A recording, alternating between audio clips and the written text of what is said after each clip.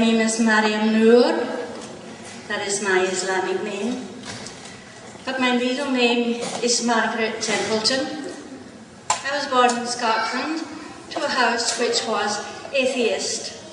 In our house, we were not allowed ever to speak about God, and even if we learned something in school, we were not allowed to say anything or we would be punished. For as long as I can remember, I learned to read when I was about 3. For as long as I can remember, I have been seeking the truth about why I am in this world. What am I here for? What am I supposed to do? We have a pleasant interruption for 1 minute. Alhamdulillah. Too close? No. We've had some incredible things happen, and without any delay, because the brother, he wants to be a Muslim. Takbir! Allahu Akbar. Takbir! Allahu Akbar. Takbir! Can I repeat after me? Okay. Say Ashhadu. Ashhadu Allah. Allah. Ali. Ashhadu Allah. Ashhadu Allah. Allah. Illallah. Illallah. Ashhadu. Ashhadu Anna anna Muhammaddan Muhammaddan Rasulullah. Say, I declare there is only one God, there is only one God, and Muhammad and Muhammad is the final messenger. the final messenger. Allahu Akbar.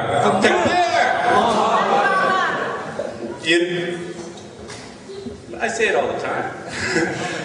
This amazing. Allah is the greatest. And you know that's the reaction. The only reaction that needs to be, and the only thing that needs to be said is that the creator of the 7 heavens is amazing. He made this gentleman come up, and after the sister speaks, we'll get the brother to say a few words and explain to us a little bit.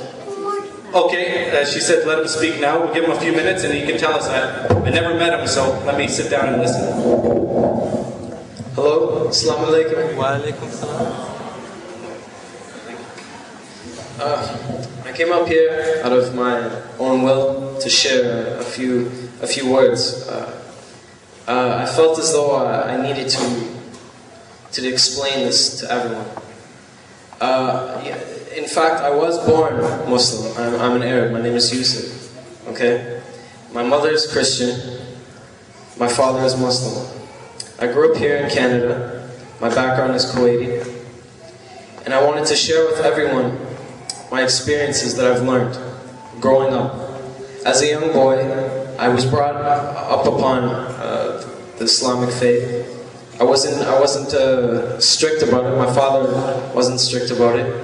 He didn't enforce many of the rules upon me, as he allowed me to choose on my own path. And as I grew, I started to learn more and more about Islam. And I started to appreciate its values and the beliefs behind it. I experienced a few things in my life that brought me to a turning point. I went very, very far, and I almost felt as though I hit rock bottom, the end, until something showed me that there was a truer meaning out there. Allah.But spoke to me.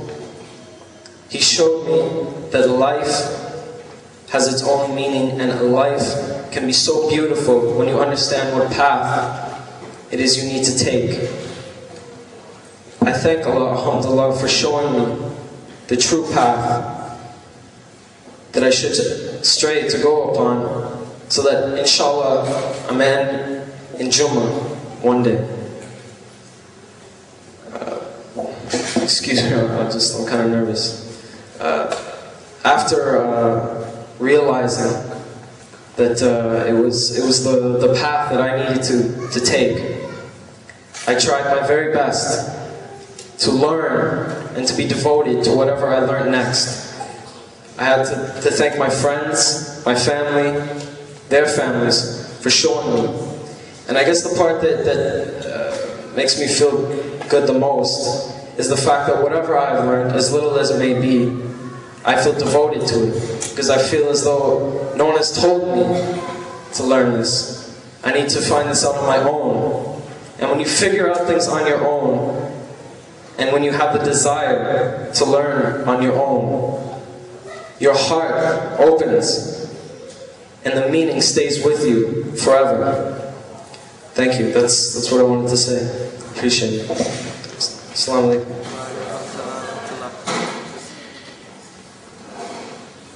I was born to a house where God was not allowed to be spoken about. As soon as I became old enough, I began to search for some information about this person called God that other people mention. And all through my life, I have been seeking the truth. Not a particular religion, but the truth.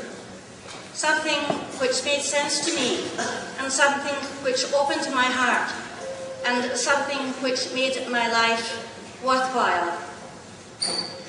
I have been in practically every church in the kingdom, both here and at home. It never occurred to me to think about Islam. I became interested in Islam when the war took place in Iraq, and I read the terrible things that were being said in the papers about Muslims. And I was sufficiently well educated about other religions to know that these things were not true, that lies were being told. And so I went seeking for a teacher who could teach me something about the Islamic way of life so that I would be able to refute these things that were being said about Muslims, which were wrong, which were lies, and which came from Shaitan, or Satan, as I called him then. I have always made it one of the things that I do is I talk to everyone. I want to smile at everyone and say hello and how are you and what is your day like, just to help their day along. Because Jesus spread happiness wherever he was. And at that time I was a Roman Catholic, but I was very unhappy. And I left the church. And I didn't know where to go. At the same time as I was seeking for a teacher in Islam, I was praying constantly all day to God. Help! Help! Help! Help! Over and over and over, all day for almost 2 years.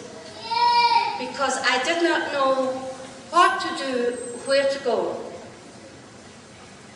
A friend of a friend of a friend brought me the name of an alim, I think, a scholar. His name was Nuruddin, and he was an Arabic born in this country, and he lived in Ajax. And he invited me to come to his house, which I did, and he told me what books to buy. And I could call him if I had questions. And that was our relationship.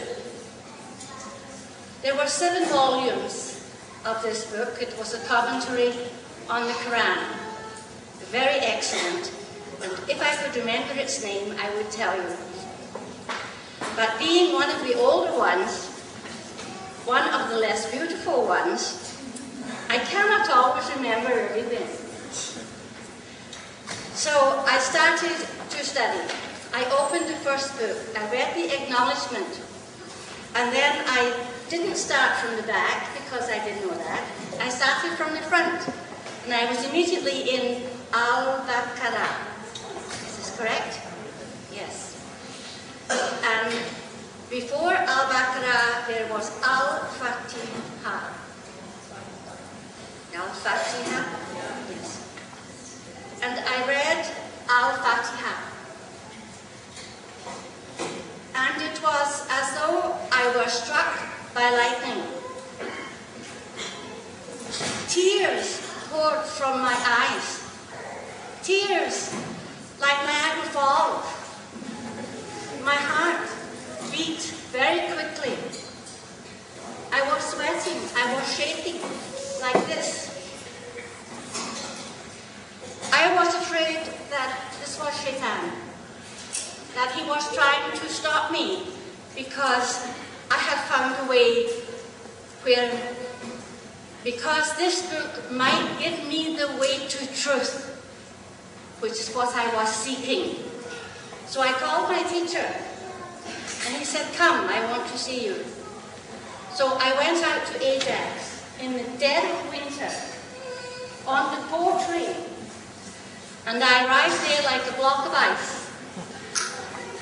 But a little suffering is nothing for Allah, as I found. And I explained my experience to my Alan. I said, "Is this Shaitan? What should I do?" One of the things that took place during this tears was that I saw my heart. I could see my heart out here. Bright red and very large and rather round. Not shaped like a heart at all. And I was a little frightened, and I told him. And I said, "What do you think I should do?" And he said to me, "Margaret," he said, "you are going to become a Muslim."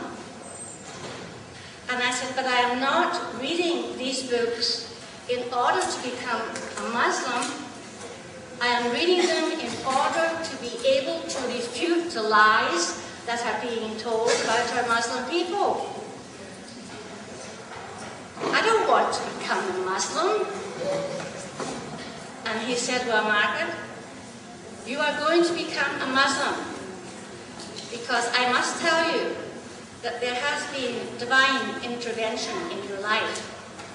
I was 65 years old.